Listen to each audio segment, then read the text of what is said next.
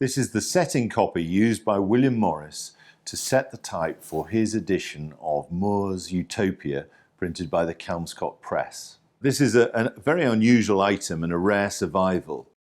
Thomas More's book Utopia was printed in English. This is the English rendition in the 16th century, and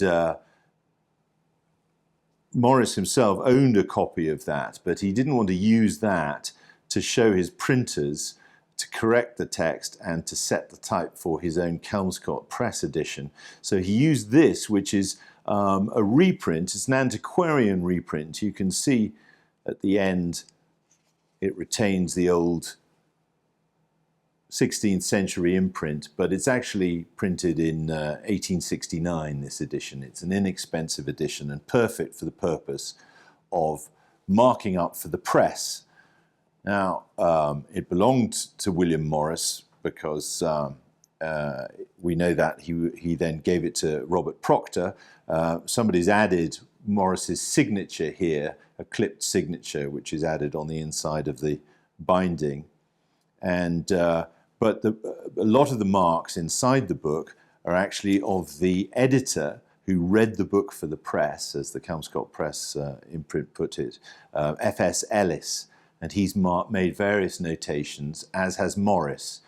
Morris has marked up particularly where he wants to use illuminated initials after the original, but he wants to use his own versions, which he'd had cut for the Kelmscott Press. So some of these are Morris's marks and some of them are Ellis's marks.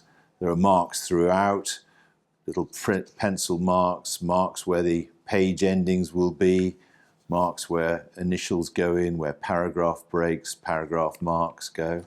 And you can see on page 120, we can see that Ellis communicating with William Morris.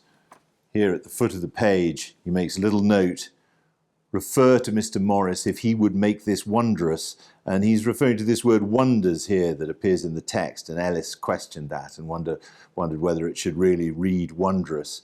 In fact, the text was ultimately printed as wonders. Morris preferred the original reading to Ellis's emendation. So it's very unusual.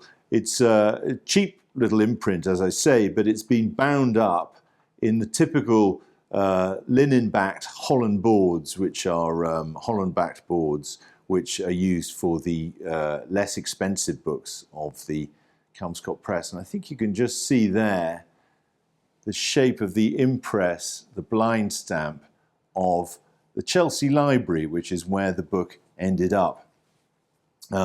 This basically went from Morris to Robert Proctor, who was a great bibliographer of early printed books, 15th century books particularly. And Robert Proctor died very suddenly on a walking tour. And his widow gave this book and others to the Public Library, Chelsea. And you can see the presentation inscription there. And that is where the book has been since then. The Chelsea Public Library, in common with a lot of libraries, has been forced to deaccession a lot of its holdings. There's another little ink stamp right at the end there of the Chelsea Public Library. But it's rich in information about the way that the Kelmscott Press set about producing their antiquarian reprints, and a fascinating survival. I'm Adam Douglas from Peter Harrington, and if you'd like to see more details of this book or any others, please refer to our website.